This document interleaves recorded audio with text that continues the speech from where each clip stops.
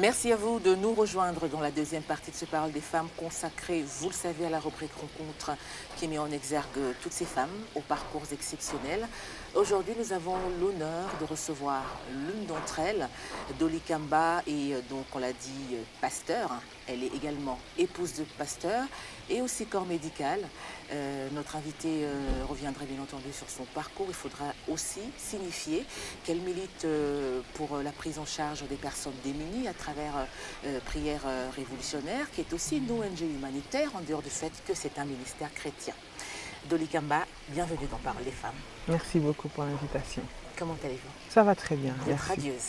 Merci beaucoup, c'est très gentil. Vous de même? Merci en tout cas. Nous l'avions dit dans le sommaire, vous êtes pasteur, Oui, épouse de pasteur, tout à fait. mais aussi corps médical. Hein? C'est ça. Alors, quelle est votre spécialisation et en quoi cela consiste exactement? Alors, j'ai fait une formation d'infirmière, donc je suis infirmière. Donc ça consiste à prodiguer des soins de santé, à la prise en charge de patients. Clairement, c'est ça. Voilà. Ça fait combien de temps que vous exercez le métier où vous êtes dans cette formation? Dans le métier d'infirmière, ça fait depuis 2017 exactement, que je suis dans la formation.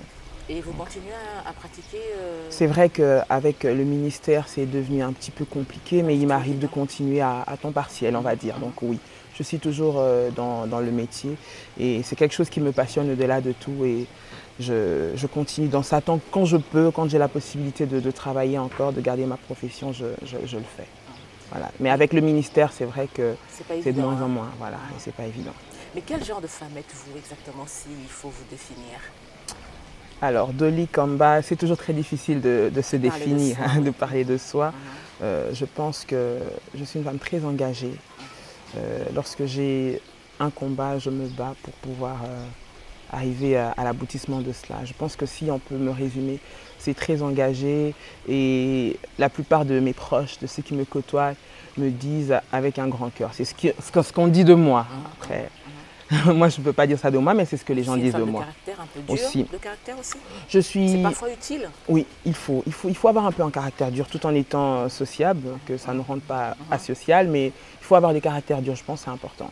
Il faut être tenace, il faut avoir le caractère dur pour tenir face à différents défis, pour faire face à des projets et pour les mener, pour arriver à terme. Ce n'est pas toujours facile, donc il faut avoir du caractère, effectivement. Certes, on l'a dit, corps médical de formation, Oui. vous n'avez plus de temps parce que entièrement consacré à Dieu, Oui, à travers justement le ministère Prière révolutionnaire, dont voilà. le visionnaire n'est autre que votre époux, Tout à fait. l'apôtre Joël Kamba, c'est ça? C'est ça, oui.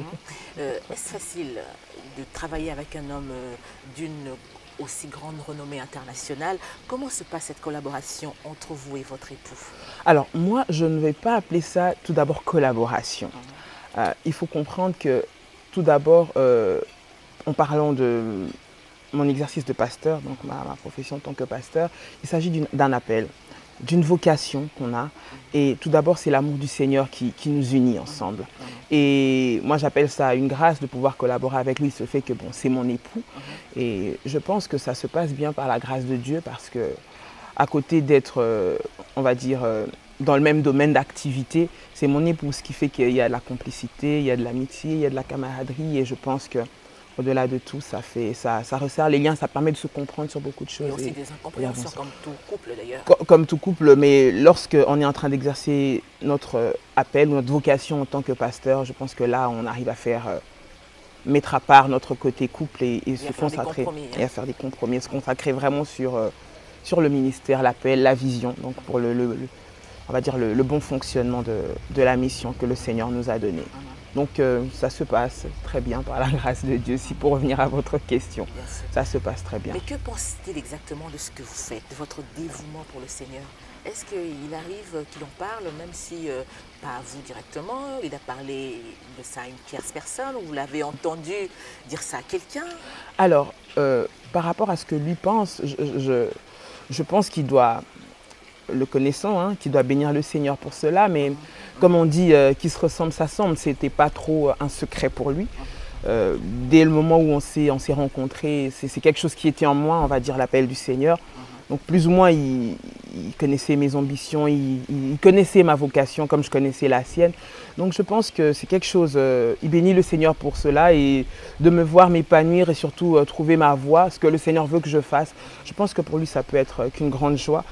Et en tout cas, il arrive de temps en temps de l'entendre dans les prières, peut-être bénir le Seigneur pour ça. Donc je pense que oui, ça doit certainement, en tant qu'homme, être une bénédiction pour lui. Je pense que c'est plutôt ça. On va dire ça comme ça. Partenaire dans la vie, mais aussi dans le ministère. Exactement. Est-ce qu'il arrive aussi deux fois une espèce de compétition entre vous, histoire un peu d'exceller, d'aller un peu plus par rapport à l'autre? Ça peut arriver comme un jeu?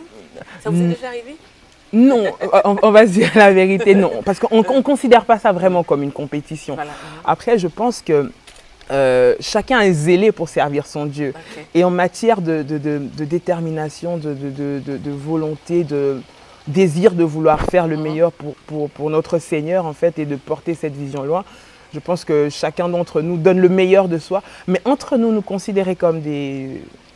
On va dire comme en compétition ou comme des compétiteurs, non. Non, non, on ne prend pas ça du tout comme ça. Parce que si on le prend comme ça, voilà, ça risque de venir sur la vie privée. Alors que là, il ne s'agit pas du tout d'un métier séculier, d'une profession séculière. C'est vraiment l'œuvre du Seigneur. Donc on doit vraiment veiller à ce que tout d'abord, ce soit la vision, ce soit la mission qui soit respectée. Et on travaille pour le Seigneur. Ah oui. Comme je reviens toujours sur ça, on le fait vraiment pour Dieu premièrement.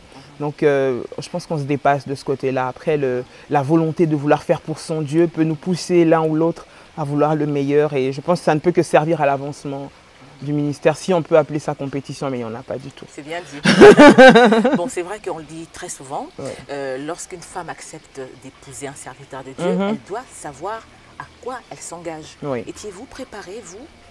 Est-ce que vous étiez vraiment préparé psychologiquement que vous serez l'épouse d'un pasteur et que vous devez absolument faire ceci ou pas cela et ne plus faire ceci ou cela?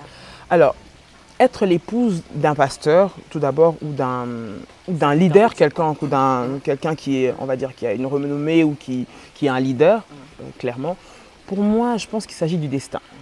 Okay. Voilà. Moi, je pense qu'il s'agit du destin. Je pense que le Seigneur nous prépare depuis notre enfance à être l'épouse ou l'époux d'un leader. Voilà. Donc je pense que par notre caractère, par notre comportement, par notre façon de faire les choses, par notre façon de voir les choses, on est déjà plus ou moins préparé. Maintenant, de dire qu'on nous a dit le b.a.-ba, c'est comme dans tout foyer, de comment ça va se passer, non.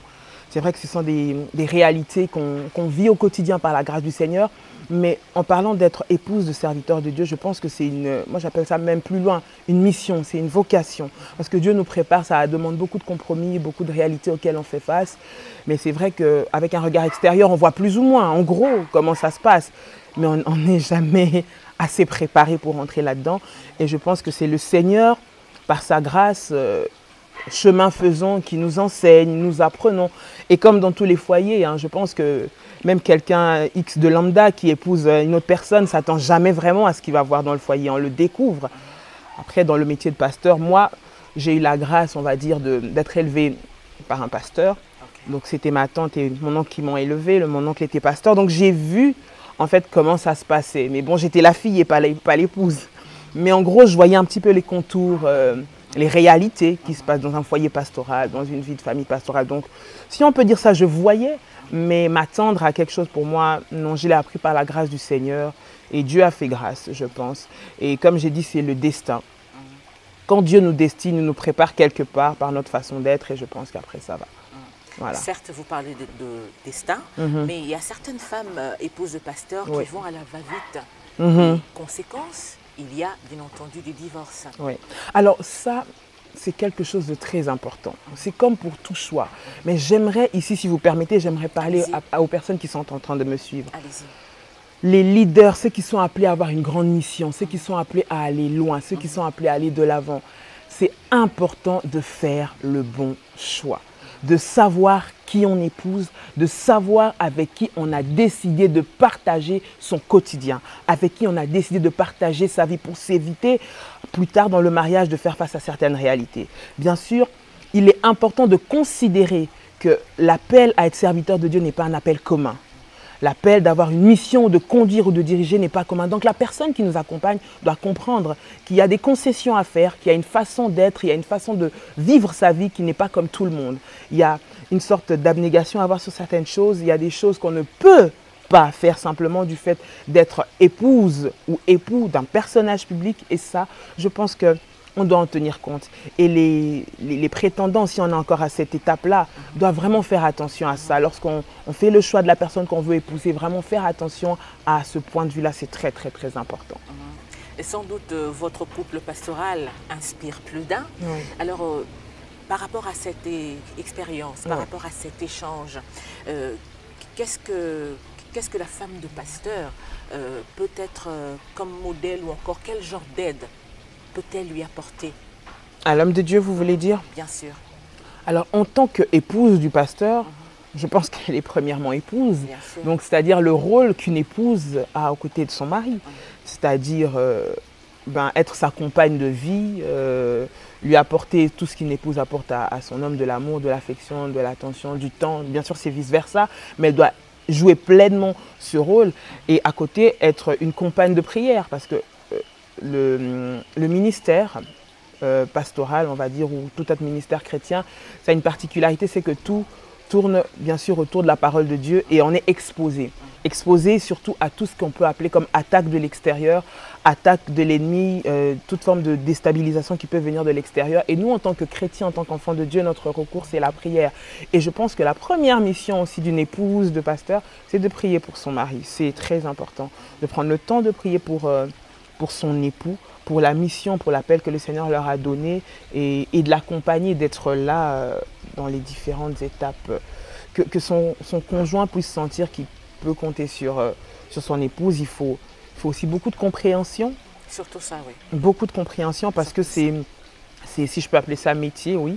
C'est un métier qui n'est pas facile, qui demande beaucoup de concessions et souvent, je le dis toujours, les familles des pasteurs, on va dire, ne payent pas un peu les pots cassés, mais subissent toujours un peu les effets collatéraux du métier ou de la profession pastorale. Donc ça veut dire qu'il y a des réalités qui vont être vécues à l'extérieur de la maison, qui vont forcément entrer dans la maison, que les enfants vont subir sans le vouloir, que l'épouse ou que l'époux va subir sans le vouloir. Donc elle doit être là dans la prière pour le soutenir, être très compréhensive surtout par rapport à ça. Dolly Kamba, rappelons que vous êtes pasteur, on l'a dit à temps plein, puisque maintenant vous n'avez plus assez de temps pour pratiquer votre métier d'infirmière par rapport à cette formation, mais quand même il reste des réflexes qui vous aident au quotidien. Mais parlons-nous un peu de votre conversion. À quel moment avez-vous reçu l'appel du Seigneur et les circonstances justement? La Bible déclare que avant que nous soyons formés dans le ventre de notre maman, le Seigneur nous connaissait, il nous avait consacrés. Ça veut dire que avant que nous puissions pratiquer ou accepter le Seigneur ou mettre en pratique cet appel ou découvrir, on va dire, un ministère quelconque, le Seigneur nous a déjà choisis à être ses enfants. Il nous a déjà appelés à être ses enfants. Et je pense que de ce fait-là, depuis toute petite, en parlant de mon cas, j'ai toujours, on va dire, j'ai été élevée dans ce milieu-là, dans cet environnement-là de la foi chrétienne, mais j'ai fait ma rencontre personnelle avec le Seigneur, où le Seigneur m'a rencontrée personnellement depuis toute jeune, je veux dire à l'âge de 11-12 ans déjà, très très très jeune. Et le Seigneur, je veux dire, c'est par sa grâce qui m'a déjà sélectionné et qui a permis que je puisse connaître cette vie-là très très jeune. Mais je pense que par cette question, vous voulez peut-être dire l'appel au ministère pastoral ou une consécration. On va dire c'est depuis 2017 à peu près en même temps. Depuis 2017 à peu près que j'ai été consacrée, je commençais à exercer en tant que pasteur dans le ministère de la prière révolutionnaire, très clairement. Mais depuis toute petite, j'ai toujours eu cet appel du Seigneur. Dieu m'a fait grâce, c'est pas forcément à tout le monde qui a pu connaître cette voie-là tôt. Je bénis le Seigneur, chacun a son parcours, chacun a son expérience. Mais en ce qui me concerne, c'était depuis toute jeune. Voilà, le Seigneur m'a déjà mis à part, ce qui fait que ça s'est fait, on va dire, naturellement. Je l'ai accepté comme Seigneur et Sauveur. Donc, personnellement, moi-même, j'ai fait le choix de l'accepter. J'ai demandé le baptême moi-même. Personne ne m'a obligé à le faire. Ça, je tiens à le dire, c'est très important. J'étais très convaincue depuis très jeune. C'est pour ça que je dis que c'est le Seigneur qui met ce désir-là dans le cœur de l'homme. C'est le Seigneur qui crée le désir, le vouloir et le faire dans le cœur de l'homme. Et c'est quelque chose qui était profondément déjà ancré en moi. Et je pense qu'il s'agissait du temps où le Seigneur a manifesté. Et puis le temps que je mûrisse, le temps que je grandisse un petit peu, que j'acquière une petite expérience. Et c'est là que j'ai été consacrée. J'ai compris quelle serait ma mission, dans quel domaine j'allais travailler et comment cela allait se passer. Voilà. Et depuis jusqu'à aujourd'hui, quel genre de relation entretenez-vous avec le Seigneur? Une relation très particulière. Ça reste mon Père, avant toute chose. Le Seigneur, c'est mon Seigneur d'abord, c'est mon Père. C'est une relation personnelle avec Dieu avant de pouvoir la partager avec les autres. On ne donne que ce qu'on a. Si on n'a rien, on ne peut pas faire semblant. Comme j'ai dit tout au départ, je vais revenir beaucoup sur ça, qu'il s'agit d'une vocation. Au-delà d'être un métier, parce que par la pratique, par l'apprentissage, etc., ça devient une profession. Donc la pratique, on en apprend les rouages, le fonctionnement, etc., ça reste tout d'abord une vocation. Et lorsqu'on est appelé à être enfant de Dieu, c'est tout d'abord quelque chose qu'on ressent profondément en nous. Donc, je ne peux pas donner ce que je n'ai pas. Pour moi, le Seigneur, c'est d'abord mon papa, c'est d'abord mon Dieu. Je crois profondément au Seigneur Jésus-Christ. Je sais qu'il va revenir. Je sais qu'il viendra nous chercher. Je sais qu'il nous aime. Je sais qu'il combat pour nous. Donc, ce que je vis personnellement, je pense, c'est ce que je donne aux autres. Donc, ma première relation, c'est la relation d'une fille avec son père. Et c'est mon Seigneur. C'est tout pour moi, je peux dire, le Seigneur. Le sens même de ma vie, c'est le Seigneur. Et je bénis Dieu parce que j'ai pu le découvrir assez tôt, dans mon jeune âge, on va dire, voilà. Et ça m'a épargné beaucoup de choses, je pense. Quoique, dans la jeunesse, on arrive toujours à vivre certaines expériences que j'ai pu vivre par la grâce du Seigneur. Il m'a accompagné dans ça. Mais il m'a aussi épargné beaucoup de choses et je bénis le Seigneur. En pleine adolescence, certes à 12 ans, en pleine adolescence, vous rencontrez le Seigneur, c'est vraiment une exception. Mais aviez-vous rencontré des obstacles tout au long, au fur et à mesure que vous grandissiez? Oui. Alors, en effet, c'est vrai que j'ai rencontré le Seigneur très jeune par sa grâce, comme je le dis. Mais moi, je n'appellerais pas ça obstacle, mais plutôt des défis. Certes, dans notre adolescence, en grandissant, on fait face à certains défis. Et puis, je pense par la grâce du Seigneur, on arrive à les surmonter. Mais il y a aussi des réalités qui sont qu'à cet âge-là, bien sûr, il y a des choses que la plupart des jeunes ou des enfants, je peux dire ça, de mon âge, peut-être voulaient faire, ou certaines expériences qu'ils ont expérimentées, que moi, je ne pouvais pas faire. Ce qui fait que dans certains milieux, je ne suis pas allée. Ce n'est pas parce qu'on me l'a interdit, c'est par pure conviction. Ça, c'est quelque chose que j'aimerais dire. Bon, j'ai dit au début, je pense que j'ai une femme de caractère et de conviction. Et depuis toute jeune, hein, c'était tout naturellement. Quand j'étais convaincue de quelque chose, je le faisais avec conviction. Et quand je ne voulais pas quelque chose, je ne le faisais pas. Exactement. Et je pense que le Seigneur, par sa grâce, quand il m'a appelée, j'ai été convaincue qu'il y a certaines choses que je ne devais pas faire parce que je savais que je n'étais pas comme les autres, ça je le savais. Et personne, par exemple, je n'ai pas eu besoin d'avoir mes parents derrière moi pour m'interdire de faire des choses. Je ne les faisais simplement pas par conviction. Et en parlant des amis ou de l'entourage, j'ai eu à faire face à des réflexions du genre, depuis toute jeune, ceux qui m'ont connu jeune peuvent en témoigner, maman pasteur, Mamélo, bonne sœur, enfin, j'ai eu droit à ça, mais je sais que c'était par rapport à cette façon de vivre que je m'étais imposée, parce que, même pas imposée, que je vivais naturellement parce que j'avais choisi d'être réservée au Seigneur et d'avoir cette vision-là. Donc je pense que c'était j'ai eu beaucoup d'amis, hein, grâce à Dieu. Je n'ai pas été, j'ai pas vécu une enfance frustrée ou tout ça, non. J'ai toujours eu autant d'amis, autant de personnes autour de moi, un entourage vraiment bien. J'étais très épanouie, j'avais beaucoup d'amis, beaucoup de collègues à l'école, en dehors même, ils peuvent les témoigner ce qu'ils connaissent. Mais je ne vivais pas comme eux vivaient. Donc c'est quelque chose que je ne faisais pas. C'est quelque chose que, les choses qu'ils faisaient, je ne les faisais pas. Les comportements qu'ils avaient des fois, ce qu'on fait dans la jeunesse, je ne les faisais pas. Et je pense que c'était la grâce de Dieu. Donc on va dire le défi, c'était de vivre au milieu d'eux et de ne pas faire comme eux. Voilà, et de ne pas les ressembler. Mais ça, je n'ai pas réussi par moi-même, hein, je tiens à le dire, c'est la grâce du Seigneur. Ce n'est pas pour mon orgueil ou tout ça, c'est vraiment la grâce de Dieu qui fait à qui il veut. Mais c'est vrai que dans certains milieux, on essaie de se faire petite, mais tout en disant non. Donc, et je pense que par la grâce du Seigneur, ceux qui me fréquentaient avaient compris. Donc, il m'arrangeait bien à certaines choses qu'on ne me proposait simplement pas parce que je savais qu'elle ne va pas le faire. C'est vrai. Vous avez suivi des cours de théologie? Oui, j'ai fait une formation biblique, effectivement, par rapport à ça. Et j'ai été consacrée à l'issue de cela. Donc, c'est pour ça que j'exerce en tant que pasteur. Alors, comment vous définissez-vous en tant que tel, en tant que pasteur? en tant que pasteur. Je suis là pour paître les brebis du Seigneur. Ma mission première est m'occuper des brebis du Seigneur, ceux qui sont dans le besoin, ceux que le Seigneur nous a laissés, la mission que Dieu a donnée à ses serviteurs.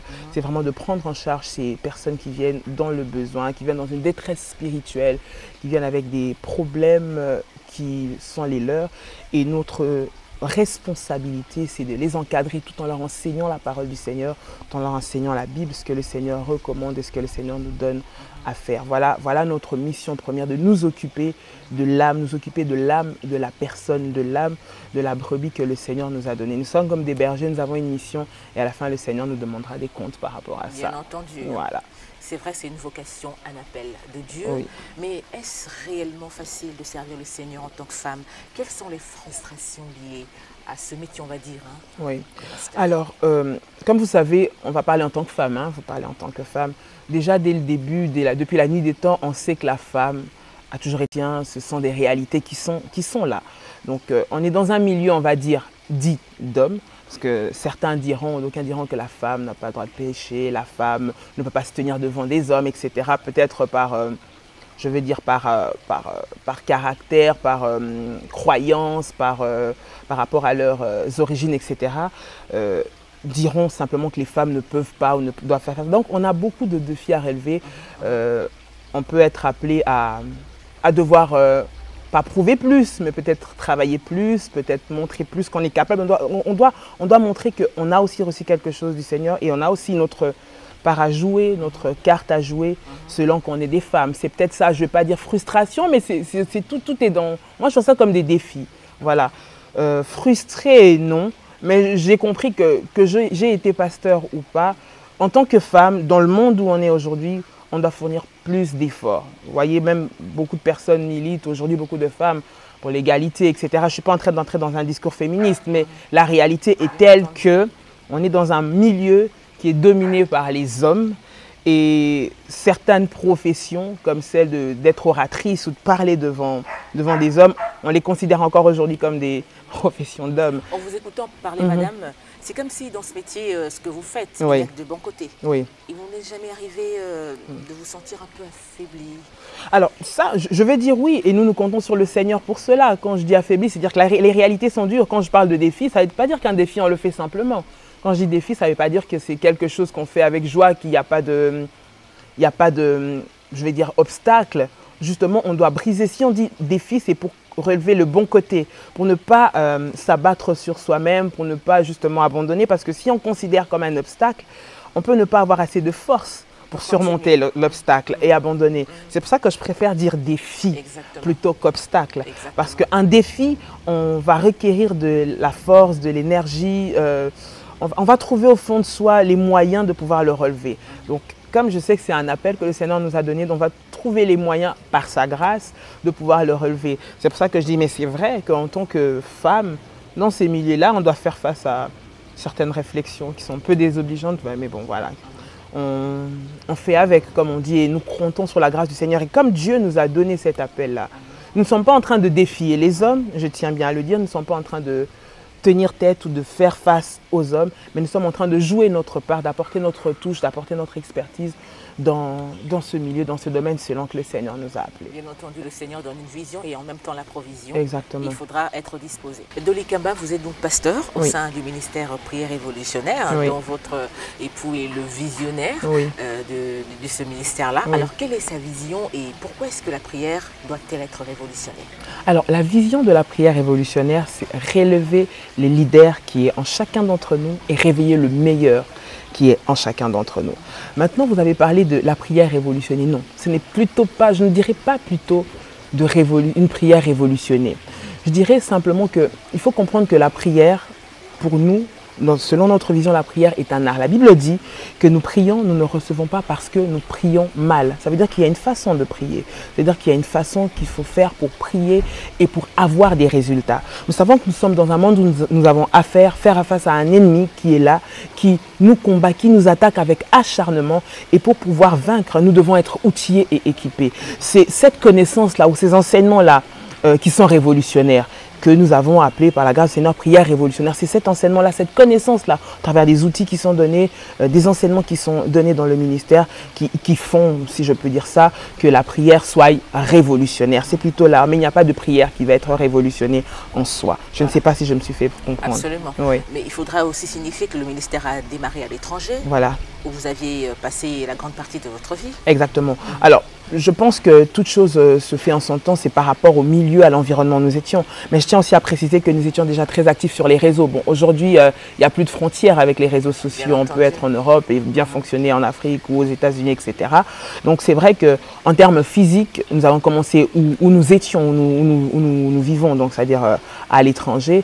Et par la grâce du Seigneur, il permet que nous puissions évoluer aujourd'hui, être à Kinshasa, au Congo, par sa grâce. Donc je pense que c'était une question de timing, comme je dis, et le temps de Dieu est parfait. Voilà. Et vous arrivez à Kinshasa où les églises les évangéliques naissent comme des champignons. Quelles difficultés avez-vous pu rencontrer pour vous implanter? Alors, permettez-moi un peu de paraphraser ce que vous venez de me dire.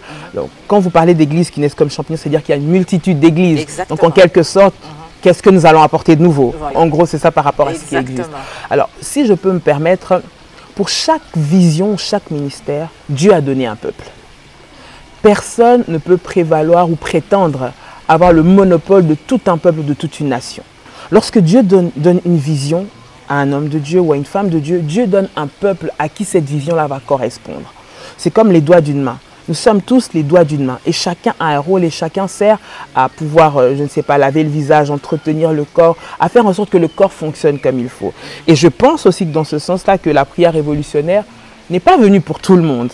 C'est venu pour un peuple que le Seigneur a préparé, que le Seigneur a voulu, qui vont répondre et qui vont adhérer à cette vision. Donc, pour répondre à votre question, je pense qu'il y a de la place pour tout le monde par la grâce du Seigneur. Dieu a donné de la place pour tout le monde. Il a donné beaucoup d'ouvriers, il y a beaucoup de dons, il y a beaucoup de ministères et chacun a sa place selon ce que le Seigneur veut, ceux qui sont bien sûr dans le plan de Dieu et qui travaillent selon la volonté que le Seigneur veut. Voilà.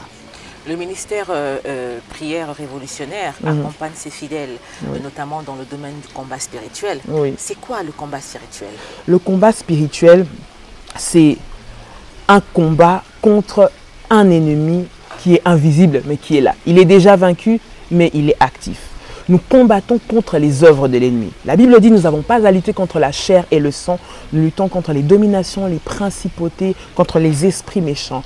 Et lorsqu'on parle de combat spirituel, c'est ce combat-là que nous avons à mener, que Christ nous a donné la victoire dessus, mais que nous menons parce que dans les réalités, dans notre quotidien, nous avons à faire face à ce combat et à cet ennemi qui est là. Donc par nos prières, par les actions que nous posons, nous sommes en train de lutter et nous accompagnons les enfants de Dieu parce que nous savons qu'ils ont des combats, des réalités spirituelles auxquelles ils doivent faire face et nous les accompagnons simplement dans ce domaine-là. Voilà, par la prière, par les enseignements pour pouvoir avoir la victoire.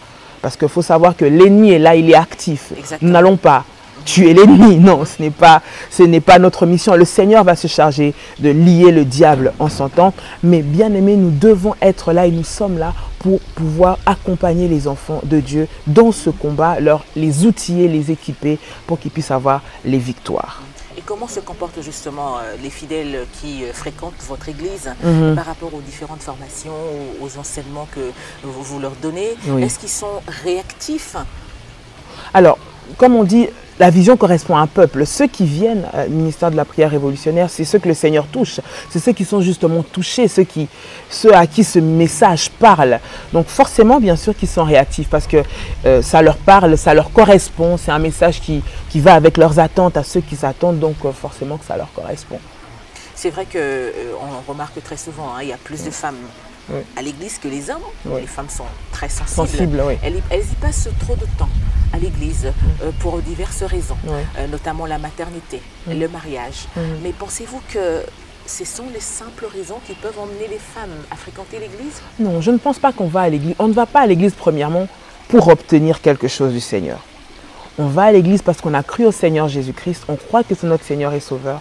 On l'aime, on veut lui témoigner notre amour. C'est tout d'abord une relation. Voilà pourquoi j'ai dit au début, on ne sert pas le Seigneur pour une raison quelconque. C'est parce que premièrement, on l'aime.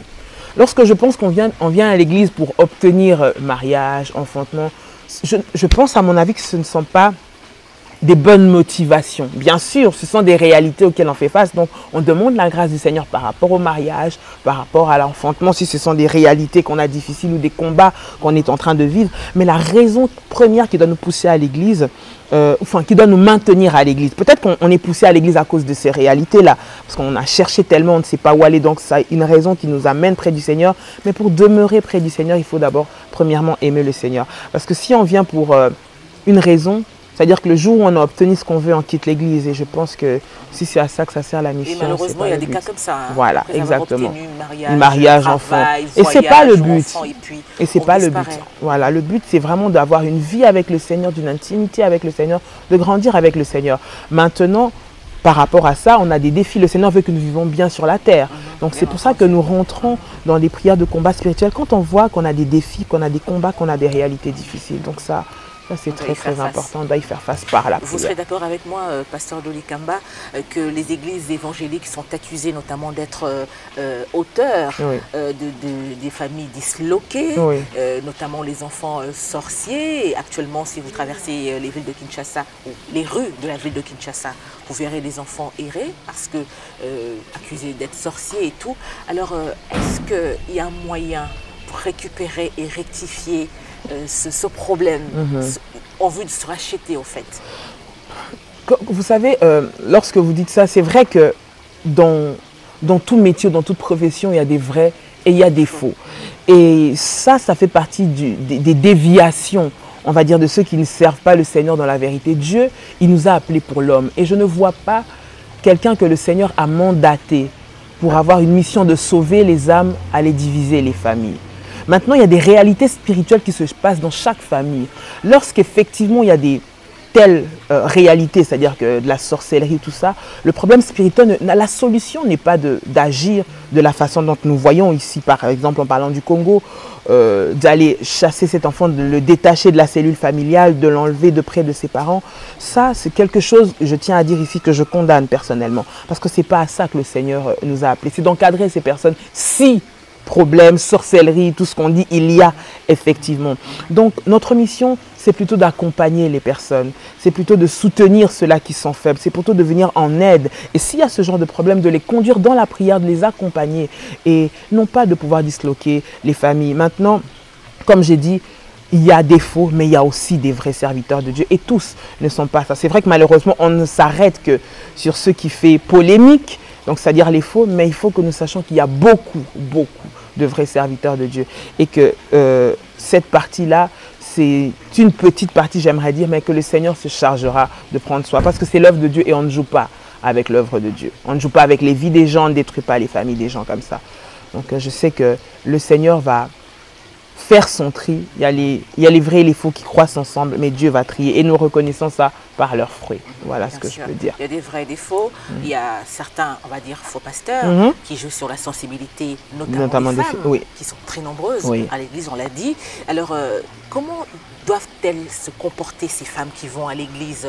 Est-ce qu'elles doivent tout gober parce que spirituellement, cela est permis, donc elles sont faibles? Comment doivent-elles se comporter? Une femme, moi je pense qu'une femme doit tout d'abord être enfant de Dieu. C'est-à-dire avoir comme référence la parole du Seigneur. Et aussi, en tant qu'enfant de Dieu, le Seigneur nous a donné le Saint-Esprit, qui est un esprit de discernement, qui est un esprit de sagesse, qui nous aide à voir et à comprendre que là où je vais, c'est bien, là où je vais, ce n'est pas bien. Spirituellement, ce sont des choses qu'on peut ressentir. Quand on est réellement converti, qu'on a donné sa vie au Seigneur, et même il y a certaines chose qui se fait. Il y a une certaine sensibilité qui se développe, et que ce soit humaine, que ce soit surtout spirituelle, de savoir que là où je suis, ce n'est pas ça. On dit souvent que la femme, elle a un sixième sens. Et donc, en tant que femme, si je peux parler comme ça, nous pouvons ressentir quand je suis quelque part que ce n'est pas là où je dois être. Et je pense que les femmes doivent pouvoir être sensibles. Quand on rentre, on vient servir le Seigneur, mais notre référence, notre ligne de conduite, c'est la parole de Dieu. Qu'est-ce que la parole de Dieu dit? On ne doit pas tout gober. Et je ne pense pas qu'on incite les femmes à tout gober. Voilà pourquoi nous avons la parole du Seigneur pour nous orienter, les enseignements que les femmes doivent suivre. Moi, ce que je dirais à ces personnes, à ces femmes, c'est d'écouter, c'est de suivre ce que la parole de Dieu nous recommande de faire, plutôt ce que la parole de Dieu nous dit, d'examiner ce qu'ils reçoivent à la lumière de la parole de Dieu pour voir si cela tient debout. Pour pouvoir, elles deviennent esclaves de leur pasteur. Ça, c'est ce que les gens se disent. Esclaves par rapport à quoi? Jamais le Seigneur ne nous a demandé d'être esclaves de qui que ce soit. Nous travaillons pour le Seigneur, nous ne sommes pas esclaves de leur pasteur. Je pense que ça, ce sont ce que les gens disent. Mais dans la pratique, vous savez, quelqu'un qui croit, quelqu'un qui veut servir le Seigneur se donne. Et nous travaillons dans des assemblées, nous travaillons dans des institutions qui sont dirigées par des pasteurs. Donc forcément, peut-être qu'il y a certaines qui se donnent beaucoup plus. Mais en aucun cas, il s'agit d'esclavage. Nous ne retenons personne captif, nous ne obligeons pas les gens à rester dans les églises, à dormir là et à passer leur vie là. Mais c'est vrai qu'une personne qui est touchée pour des raisons X ou Y, personnel, peut vouloir donner son temps au Seigneur, pouvoir donner sa vie au Seigneur, ce qu'il a, ce qu'il possède peut-être même au Seigneur. Donc voilà pourquoi ces personnes restent. Et le monde aujourd'hui, comme vous savez, tout ce qui est chrétien spirituel avec les défiances qu'il y a est toujours attaqué. Donc forcément, on lisse là où les gens disent que c'est de l'esclavage, mais il n'y a aucun esclavage parce que nous ne forçons personne. L'esclavage, c'est prendre quelqu'un de force et lui faire quelque chose de force. Et là, il n'y a aucun forcing. En tout cas, sur la vie chrétienne ou sur le fait de servir le Seigneur, non. Donc, il n'y a pas d'esclavage en soi dans ça. Pasteur Dolly Kamba, vous portez une attention particulière à la situation de la femme, notamment au Congo, à la situation de l'enfant congolais, mais aussi à toutes ces familles que vous jugez être disloquées. En arrivant en RDC, vous vous êtes rendu compte qu'il y avait beaucoup de choses à refaire, mais quelle a été votre principale motivation? Alors, par rapport à ma principale motivation, comme je dis, alors il faut un peu comprendre que c'est... Moi, je dis tout ça un appel, j'ai un cœur à ça, mais il faut aussi mettre un petit peu, préciser quelque chose. Je suis une enfant qui, très tôt, j'ai été éloignée de mes parents. Ce n'était pas qu'on m'a arraché de force, c'était un choix familial qui a été fait comme ceci. Donc j'ai été vivre à l'étranger. Je suis née au Congo, j'ai fait mes études jusqu'à 10-11 ans au Congo. Et après, suite à des réalités, j'ai dû aller à l'étranger où j'ai été élevée très bien d'ailleurs par mon oncle et ma tante et mon oncle qui se sont occupés de moi. Mais très tôt, j'ai vécu sans parents, en fait, on va dire sans mes parents. Bien qu'on s'occupait de moi, mais j'ai toujours eu le manque de mes parents. Et quelque chose qui m'a toujours touchée, et quand on a le manque de ses parents, il y a certaines choses qu'on vit seul. Même si on a tout l'amour autour de nous, le fait de ne pas avoir des parents présents quand on grandit, ça... Et je pense aussi que c'est ça qui m'a aidé dans ma marche avec le Seigneur. Donc je me suis vraiment accrochée au Seigneur. Donc c'est quelque chose qu'on doit vraiment vivre au quotidien. C'est ça qui a été mon déclencheur. Et mon époux aussi, c'est quelqu'un qui a très vite, très tôt, perdu son père. Son papa est décédé, il est parti très tôt. Et suite à ça, il a dû...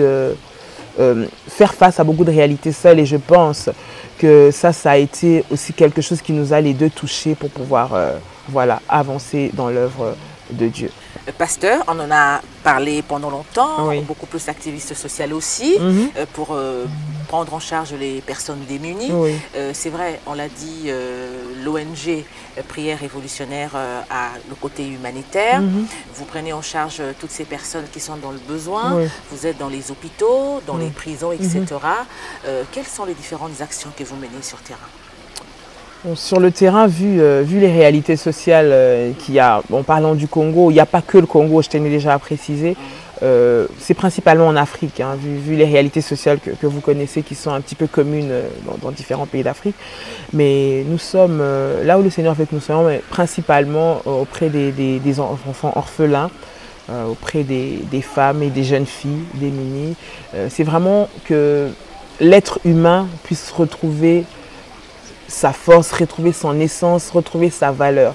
Tout ce qui fait perdre en termes de précarité à l'être humain son côté humain, sa valeur en tant qu'être humain, on essaye tant soit peu le lui redonner, c'est-à-dire par ceux qui manquent peut-être de quoi manger, parce qu'on en est à ce point-là, où il y a des gens qui manquent de quoi manger, qui n'ont pas la possibilité de se former, qui sont peut-être dans des lits d'hôpitaux, ne pouvant pas sortir d'un hôpital parce qu'ils sont en manque de soins, etc. Donc c'est vraiment quelque chose qui nous tient à cœur, et c'est dans ce sens-là plutôt que nous œuvrons. Donc avec les enfants, nous sommes avec les femmes, un petit peu partout là où le Seigneur veut que nous soyons, si je peux parler comme ça. Mais vraiment, l'humain est au centre. Je parle de la femme, de l'enfant, mais l'être humain en général. Tout ce qui peut aider, tant soit peu, l'humain à récupérer sa dignité. Du peu que nous pouvons, nous ne prétendons pas pouvoir tous le faire parce que les besoins sont énormes. Nous sommes dans un pays où il y en a énormément, nous ne pouvons pas tout faire. Ce que nous faisons est certes peut-être infime, mais nous disons que nous avons aussi notre carte à jouer par rapport à ça. Et voilà. Donc nous faisons... Avez-vous des partenaires ou c'est seulement l'Église qui contribue pour justement apporter son aide? Oui, alors actuellement c'est vraiment que l'Église. C'est ce qui est, on va dire, ce qui provient de nous-mêmes, de l'Église, de ce que les membres du ministère apportent. Les partenaires qu'on a au sein du ministère apportent, c'est vraiment à ce moment, nous n'avons que en ce moment. Donc cela, bien sûr, c'est une œuvre. Les âmes de bonne volonté peuvent venir, mais nous n'avons pas d'autres partenaires à part on va dire, fils et filles du ministère de la prière révolutionnaire qui croient en ce côté social, humanitaire qui nous accompagne et qui nous soutiennent dans les différents dons.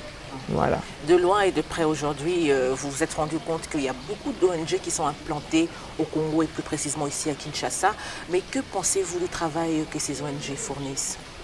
Je pense que chacun dans son domaine fait un travail remarquable. Je dis déjà avoir cette mission de vouloir venir en aide aux personnes démunies, c'est une mission qui est louable. Ça, je tiens à le préciser. Maintenant, il faut des structures, il faut de l'organisation, il faut un rendu, il faut des résultats et que les résultats soient efficaces. Je pense que ça, c'est quelque chose sur lequel chacun doit travailler selon la mission qui s'est donnée. Mais je pense que c'est important d'avoir aussi un retour par rapport à ce qu'on investit, ce qu'on voit comme acteur social. Qu'est-ce qui change réellement? Qu'est-ce qu'on apporte réellement au-delà de toutes les belles visions que nous avons tous? Quel est le rendu de nos visions en fait? Qu'est-ce qu'on peut matériellement palper ou toucher ou dire que voilà, nous avons pu avancer ça, nous avons pu faire ça? Qu'est-ce qu'on peut matériellement palper de ça? Voilà, je pense que c'est... Ce qui est paradoxal, c'est qu'il y a beaucoup d'ONG, mais il y a toujours des problèmes qui continuent d'exister. Apparemment, ça n'apporte pas beaucoup trop de solutions. Ça, je pense que on ne peut pas avoir la prétention de tout finir. Il n'y a pas que les ONG qui sont, on va dire, qui sont responsables de finir. Les ONG viennent en apport à ce qui existe. C'est-à-dire que il y a l'État, il y a la société qui a aussi son rôle à jouer. Nous jouons ce rôle parce que nous remarquons certainement qu'il y a des domaines où l'État n'a peut-être pas la mainmise ou pas assez. Donc, c'est notre bonne volonté qui vient jouer là. Et c'est pour ça que je dis qu'on n'a pas la prétention de tout finir. Et il y a aussi certaines réalités face auxquelles nous sommes confrontés. On ne peut pas tout faire n'importe comment. On est dans un pays, il y a des lois, il y a des domaines qui ne dépendent pas de nous. Il y a des domaines où il faut passer par beaucoup de démarches administratives pour pouvoir faire.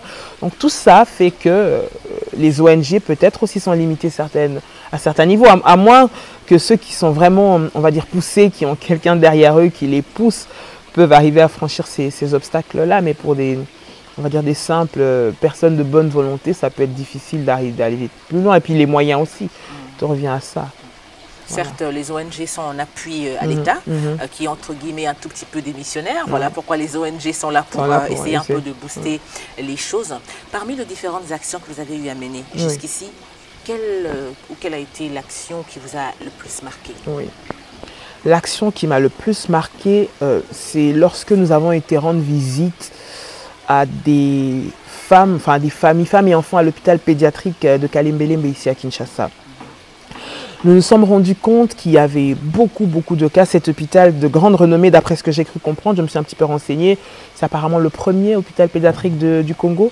Mais j'ai été choquée en tant qu'infirmière de ce que j'ai vu dans cet hôpital, des conditions de travail des collègues, je veux dire, des conditions de travail de ces hommes et des femmes qui sont là. La prise en charge des malades. De la prise en charge des malades, du matériel, enfin tout ça on peut parler jusqu'à demain. Vétuste, il y a vraiment c'est déplorable. C'est déplorable, c'est déplorable. On se dit si on vient pour être soigné ou pour encore être plus infecté, à se poser cette question-là.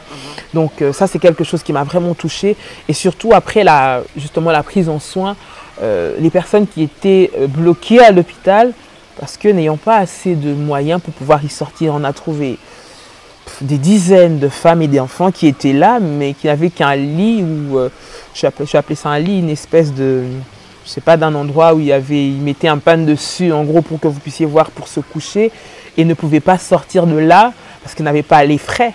L'enfant était déjà soi-disant guéri, mais ne pouvait pas sortir de là parce qu'il manquait quelque chose comme 10 000 francs congolais, comme 20 000 à peine 5 $ qui manquaient. Donc c'était quelque chose qui m'avait particulièrement touchée en tant que mère, en tant qu'infirmière. Je voyais aussi des personnes qui venaient dans ces hôpitaux-là, qui venaient de l'intérieur du pays, qui ont laissé femmes, familles, des autres enfants avec rien, qui se retrouvaient bloqués, qui ne pouvaient pas acheter un médicament qui coûtait 5 $, qui coûtait 2 $, et ils étaient là. Des ordonnances de traitement qui étaient censées être pris il y a un mois en arrière, qui n'avaient toujours pas été pris, alors que l'enfant était censé être sorti de l'hôpital avec un traitement, mais pas de suivi.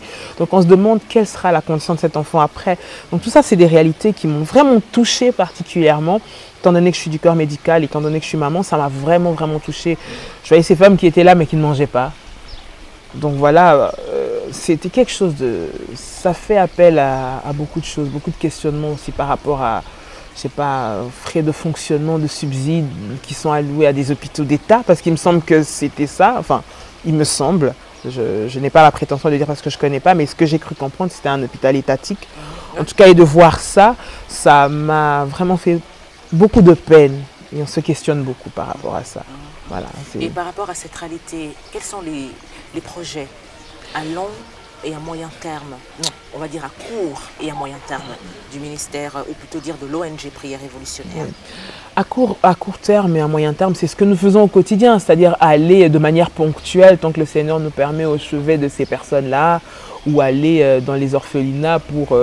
on va dire, essayer de pallier aux besoins immédiats, c'est-à-dire un besoin de nourriture, on en est encore à là, hein, d'alimentation, du fait que la personne vive déjà, et puis après, plus loin, on va voir peut-être la prise en charge, peut-être la sociabilisation, peut-être le fait que cette personne, en parlant peut-être des jeunes, d'enfants, peut-être que cette personne aille dans une formation, que cette personne acquiert un métier, voilà, qu'elle puisse avoir les outils pour pouvoir après se débrouiller. Mais nous venons dans l'urgence éteindre le feu, parce qu'il y a un feu qu'il faut éteindre, il y a des besoins urgents auxquels il faut pallier pour voir, et nous jouons un petit peu au sapeur-pompier avec le peu que nous pouvons. Mais je pense que voilà, ce qu'on peut faire immédiatement, c'est ça, parce que c'est de soulager vraiment la détresse immédiate des gens. Parce qu'on va voir des gens qui vont pleurer parce qu'ils ont faim. Voilà. Parce que c'est ça qu'on nous demande, hein. Ils n'ont pas besoin de plus pour l'instant. Ouais, quand on voit, ils n'ont pas besoin d'aller à l'école, ils n'ont pas besoin de faire des études. En tout cas, ce n'est pas ce qu'on entend souvent. Ce qu'on entend souvent, c'est j'ai faim, j'arrive pas à manger, mes enfants ne sont pas allés à l'école, j'ai mal, je n'ai pas de médicaments. C'est ce qu'on entend, hein. Ça fait 3 jours qu'on n'a pas mangé, c'est ça les réalités. Je n'ai pas de vêtements, je n'ai pas de chaussures, malheureusement. Donc c'est un petit peu dans ce domaine-là. Mais notre but, bien sûr, à moyen terme, c'est de mettre en place, par la grâce de Dieu, un système qui fait qu'on va pouvoir autonomiser ces personnes, aider ces personnes à avancer, pourquoi pas former, etc., par la grâce de Dieu, ce sont des projets à long terme. Nous allons, madame, si vous le permettez, prendre une dernière question avant de mettre un terme à l'émission de ce jour. Vous allez organiser, vous, ministère Prière Révolutionnaire, le 18 décembre 2021 prochain, une conférence. Tout à fait. Alors, de quoi s'agira-t-il exactement? Alors, c'est une conférence de prière, d'enseignement, une conférence de relèvement. Nous voulons qu'une personne soit relevée, une personne soit équipée, soit armée, dans la présence du Seigneur, dans la prière, un moment puissant de délivrance auquel nous convions tous les frères et sœurs, les enfants de Dieu qui sont touchés, que le Seigneur a touchés au travers de ce ministère, au travers des enseignements que nous donnons, de venir vivre la main de Dieu ensemble. Nous savons que le Seigneur va se manifester. Il nous a donné cette vision-là. Il y aura des moments de prière, des moments d'enseignement. Donc nous invitons tout le monde à être là. C'est le 18 décembre, ici à Kinshasa. Il y aura de la communication autour de ça. Ceux qui nous suivent, si vous permettez que je puisse en dire plus, ceux qui nous suivent au travers différents réseaux, vous allez avoir les informations via notre chaîne YouTube, via les différents réseaux sociaux, dans la ville également, par la grâce du Seigneur, entendre parler de ça. Et vous pouvez vous joindre à nous pour passer vraiment ces moments puissants. Nous croyons que le Seigneur a quelque chose, un message pour vous qui nous suivez. Nous croyons que le Seigneur veut vous relever. Nous croyons que dans le problème que vous êtes en train de vivre, Dieu veut que vous puissiez en sortir et que vous puissiez témoigner de sa grandeur. Voilà pourquoi venez écouter la parole du Seigneur, venez vivre la gloire de Dieu et la puissance de Dieu au travers. Pardon. Et nous y serons. Amen, par la grâce du Seigneur. En tout cas, merci beaucoup, merci Madame beaucoup. Loli Kamba, d'avoir eu à nous accorder ces temps pour réfléchir et surtout découvrir votre personne. Merci. Vous êtes une bonne et belle personne. Merci beaucoup. Et merci de continuer à œuvrer pour le Seigneur. Merci beaucoup. Que Dieu vous bénisse. Merci, mesdames, messieurs. Nous allons, avant de mettre un terme à l'émission de ce jour, vous proposer la rubrique Clin d'œil. Regardez.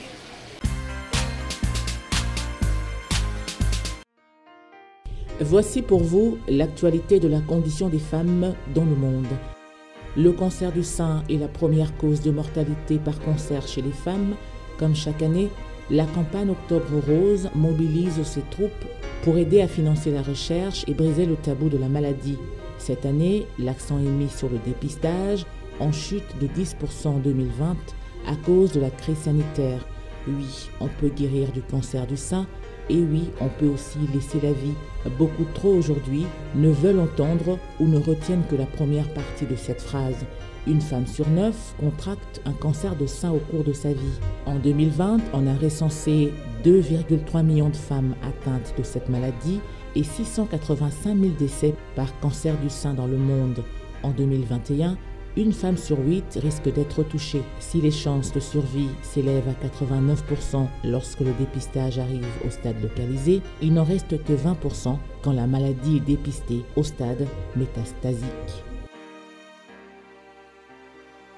Devenue ultra populaire grâce à ses clichés artistiques où ses cheveux sont utilisés comme outil de communication, Laetitia Kai, 349 millions d'abonnés sur Instagram, a été choisie en 2020 dernier pour incarner la dernière campagne de Marc Jacobs, créateur de mode américain. Laetitia Kai, d'origine ivoirienne, est coiffeuse, sculpteuse et elle s'est fait connaître sur les réseaux sociaux en postant des images de coiffure hors du commun. À travers ses œuvres, elle montre par exemple à quel point elle est féministe, puisant son inspiration dans ses cheveux des femmes de l'Afrique précoloniale.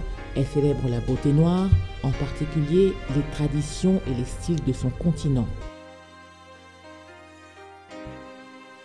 Le comité du Tour de France a dévoilé le parcours de cette mythique course cycliste. La grande nouveauté de l'édition 2022 est le retour du Tour de France féminin. Cette édition, organisée en parallèle du Tour masculin de 1984 à 1989, avait disparu en 2000 faute de financement. Pour cette première édition, le coup d'envoi du Tour de France Femmes 2022 s'offre la Tour Eiffel.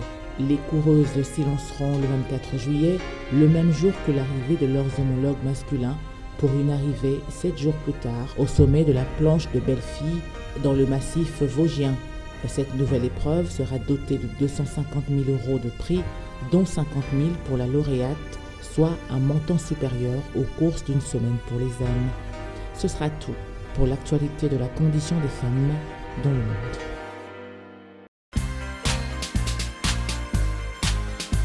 Parole des femmes, c'est terminé pour ce jour. Ça a été un plaisir, mieux, un honneur pour nous de vous avoir tenu compagnie. Merci à vous de l'avoir suivi. Le rendez-vous, c'est pour la semaine prochaine.